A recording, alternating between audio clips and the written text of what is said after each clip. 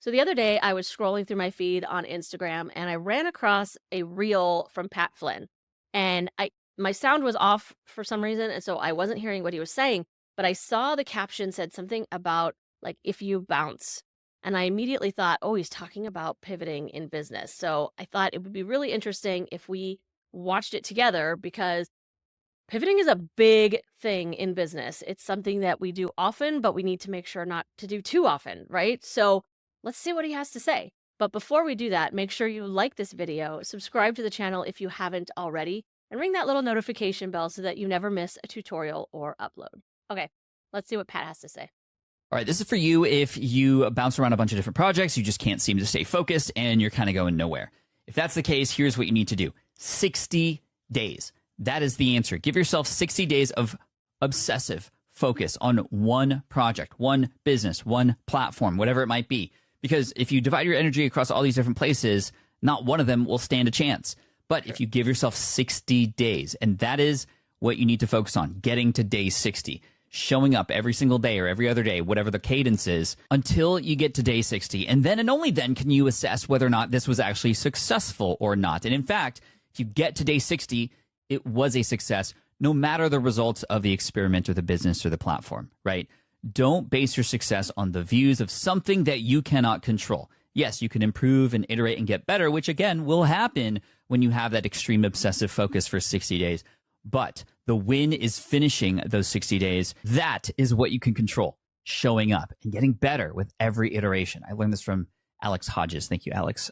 He inspired me to run an experiment on TikTok and YouTube. For me, I gave myself 60 days to create a daily short on my new Pokemon channel.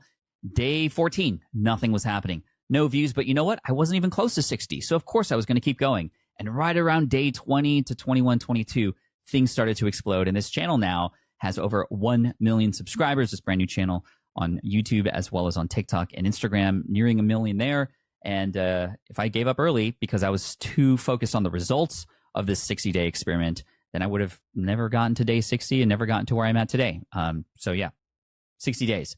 Then you can determine whether or not you want to move forward or not. And if it's not a success, that's a win as well, because you can then remove it from your brain. It's out of your system and you can move on to something else. And throughout the year, you'll have 6 chances, 6 bets to place where you give something an actual chance to succeed versus just bouncing around all year and then ending up in December wondering what happened, creating new resolutions that go nowhere 60 days at a time. You got this. Wow.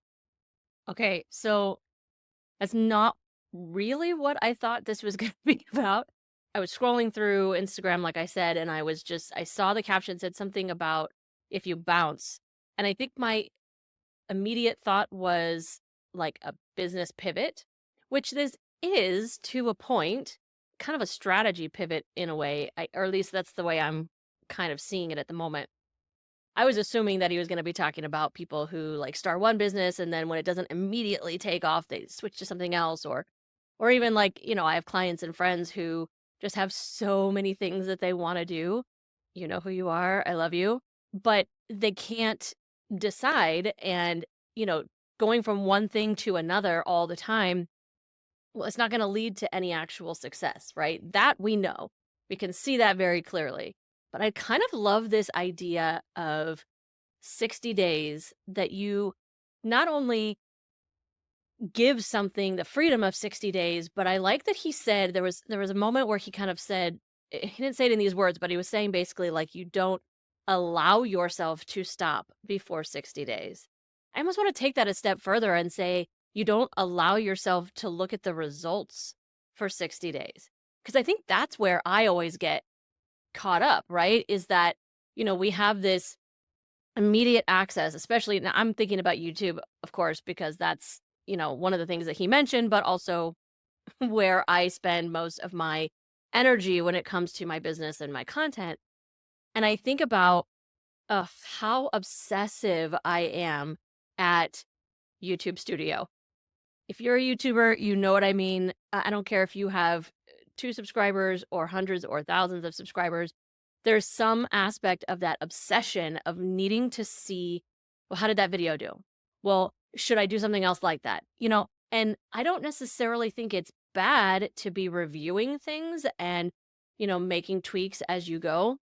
but not every day because you have to give something an opportunity to work or not work. And I've been loosely following what Pat's talking about, this experiment with this Pokemon content. I don't follow the channel, I don't watch the channel. I know that Pokemon is more along the lines of what YouTube is. I mean, I know YouTube has become so much more than gaming and things like that, but that's where YouTube started, and so there's still a huge, huge amount of that on the platform, and it's still the type of channel that is always gonna grow the fastest. I mean, I don't care who you are unless you're already a known entity, which, there are some that their channels just blow up immediately. When I'm in the Reddit channel for small YouTubers and new YouTubers, what I always see is the people whose channels just seem to blow up and they just get their subscribers and their watch hours with no problem. Almost always, almost always a gaming channel. But that doesn't mean that that's the only thing that you should do, right? There's plenty of other stuff out here, plenty of other successful YouTubers that have absolutely nothing to do with that. So while I can see that being in a niche that is more relevant to the platform certainly helped his channel blow up, I think a bigger part of it is what he's saying. It's the fact that he set this goal, he made a strategy, because I know Pat, and he did not just wing this, he had a plan and he went ahead and I mean, I don't know Pat. Let me just rephrase that. I know a lot about Pat. I wish I knew Pat. But basically, I know he had a strategy. This is a strategy guy. So I know he had a plan going into it, and he didn't let himself get derailed. Now, he was obviously looking at his results as he went, probably not as obsessively as I do, although I don't know, maybe because it was a new thing and an experiment. And so he might have gone back to that feeling of, oh, I just need to see every day. But I kind of love the idea of saying, look, this is going to be my strategy for 60 days, whatever platform you're talking about, whatever thing you're talking about. I am just going to do this consistently for 60 days and I'm not going to worry about the results. And then I'm going to go look at them later and, let yourself be surprised. But I also love that he said that even if it doesn't take off, even if it doesn't go well, it's still a win. And he's so right because, yeah, okay, you've spent 60 days doing something and it went nowhere. And, what do you have to show for it? Well, what you have to show for it is the knowledge and the belief that that is not the winning strategy for you. And so you can let it go. And I think that's super important because he's talking about doing short form content every single day. Well, there's no way. I mean, I have content that posts every day, but it's not fresh content every day. It's always clips and things from my long form content because that's just a lot to do content every single day. But there are a lot of people out there that do it and really successfully. So for someone like me, it's, okay, well, does that mean that's what I have to do? I don't know. I mean, maybe I should spend 60 days just trying to do that and see what happens. I mean, there's a lot of things that a lot of strategies that are thrown at me and that I hear and I know same thing for you too, that we wonder, well, is that all it would take? Like if I did that, would it work? This is a great way to find out. So, yeah, it's really got me thinking, and I'm kind of really glad that it wasn't what I thought he was gonna be talking about, because while I think that's super important, the idea of when to pivot in your business, when not to pivot in your business, I mean, that's a topic for another day, definitely, but this is really interesting, and I love that I feel like it kinda goes along with his book that I'm listening to right now, Will It Fly? Where he's talking about, this trial and error, this experimentation around business ideas and finding out if they're going to work or if they're not going to work. And he doesn't really mention this concept in particular, at least I haven't heard him get to that yet. But yeah, I kind of really think this is interesting. And I think I'm going to try it. And I think I'm going to try it with the students in the academy too.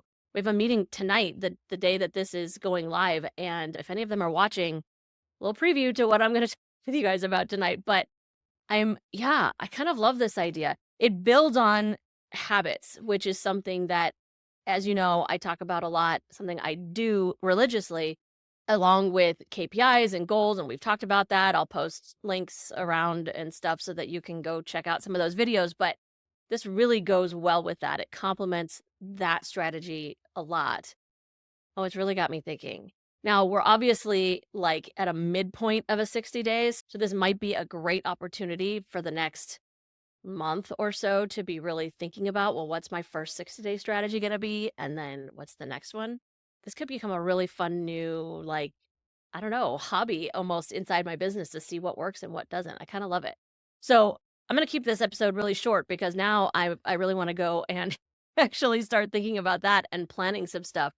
So what about you? What did you think of this? Is this something you're already doing? Is this something that's kind of getting you excited too? What do you think might be your first 60-day challenge for yourself? Let me know in the comments. I hope you liked that video, and more importantly, that you found it helpful. If you did, please consider subscribing to the channel and sharing it with a fellow solopreneur. And make sure you check out the description for links to how we can connect and maybe even work together.